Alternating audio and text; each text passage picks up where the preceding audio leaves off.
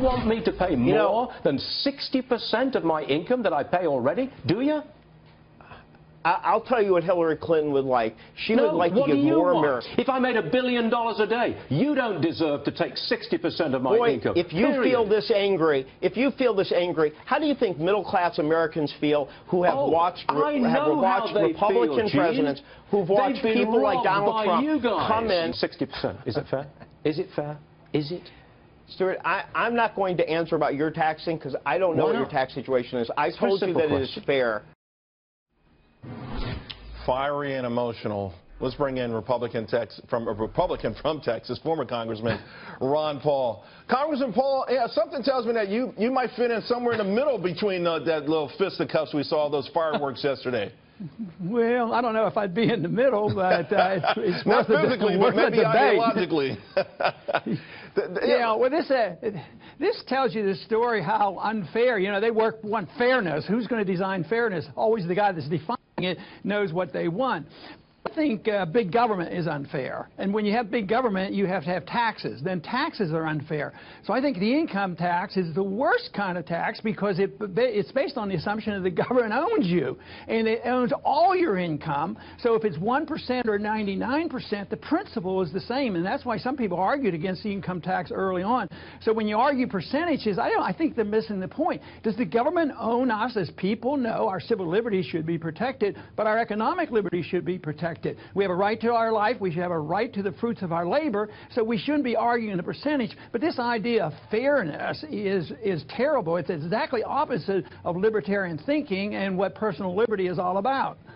Congressman Paul, there's no doubt about it. In fact, when progressives talk about taxes and changing in tax policy, they always talk about their lost revenue as if, they assume all the money created in this country begins and ends with them. It's theirs, and whatever piece we get, then that's just their benevolence. But having said that, we heard Hillary Clinton yesterday talk about creating an economy that begins, quote, with higher wages, that creates more demand, that sparks higher wages. She calls that her virtuous cycle. What's wrong with that? Well, it's all fiction. I think the downturn, a lot of things what people don't realize is if there's a downturn in '09, then Obama gets blamed, even though the downturn is set in motion years before that.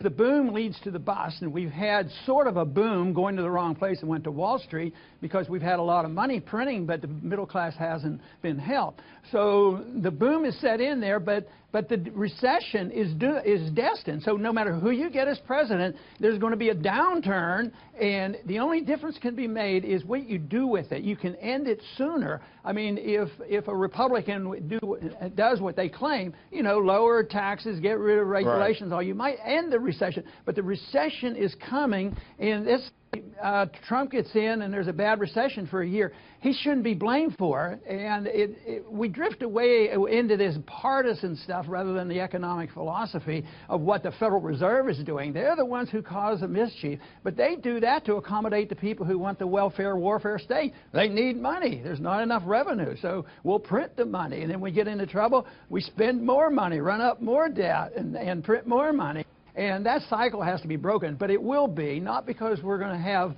system enter into Washington, D.C. It's going to end because it's not a viable system. Well, the system that we have today cannot last. That means it's going to end ugly as possible. I want, at the center, of course, that back and forth between Hillary and Trump, the economy and taxes. Donald Trump says that he would, Congressman, give a massive tax cut if he were president. I want you to take a listen to this. Roll tape. Hillary has to raise taxes to 55 or 60%. There's no way she can do anything less than that. So we're going to give a massive tax decrease for people and for business. So I'm actually being good to business. So, Congressman, lower taxes, supply-side economics, would that create the kind of growth this country needs? Well, it might help. I always voted for lower rates, but I want to do something more structurally to change that permanently, because by just changing rates and who pays, and the one thing about changing the rates is they say that'll stimulate the economy and the government's going to get more money. Well, that's our problem. They get the money, then they spend it. They spend it on wasteful things, welfare and warfare. It doesn't make us richer at all. So we have to think about a monetary policy that is designed to allow the market to work. for instance, the most important thing anybody could ever say to get me interested in what they're talking about is we want to get the Fed out of this notion that they know what interest rates should be, and if it goes to zero and it doesn't work, we have to have negative interest rates. That's crazy. And it's something introduced into a system out of desperation of the central banking systems of the world. I think central banking is on the ropes right now. They're talking about Brexit and these other things, which are really very important. But ultimately, it's the nature of money, it's the nature of managing the economy through monetary policy that is our real culprit. And they're totally dependent on that. Have we gone down this path, though, so long we can't turn back? Already around the world, we've got $10 trillion of sovereign bonds with negative rates, and Germany going negative, Japan negative. A lot of people think it's just inevitable that we'll have negative rates at all. And you know, you use the word desperation, but what about the word, you know, guts? What politician out there would ever say, hey, I want to go in there and I want to do certain things that are going to bring immediate pain, but ultimately bring us out of this the right way? Well, the consequence of that would be immediate, impeachment, because it wouldn't be politically palatable. The Congress would resist, the bankers would resist, the establishment, the deep state would resist, the military and industrial complex would resist. I mean, there would be too much resistance. So it's going to end badly, but it doesn't have to last for 15 or 20 years. We're already in this recession since '09. And Japan's still in theirs because they haven't accepted the structural changes that are necessary. So what we do after it hits, or in the middle of what it hits, if we don't change things structurally, get back to a sound monetary system where people save and interest rates are designated by the market and not by somebody in a secret room saying, oh, well, I know what the interest rate should be. They don't know what the interest rate should be. They're flipping a coin, and all that does is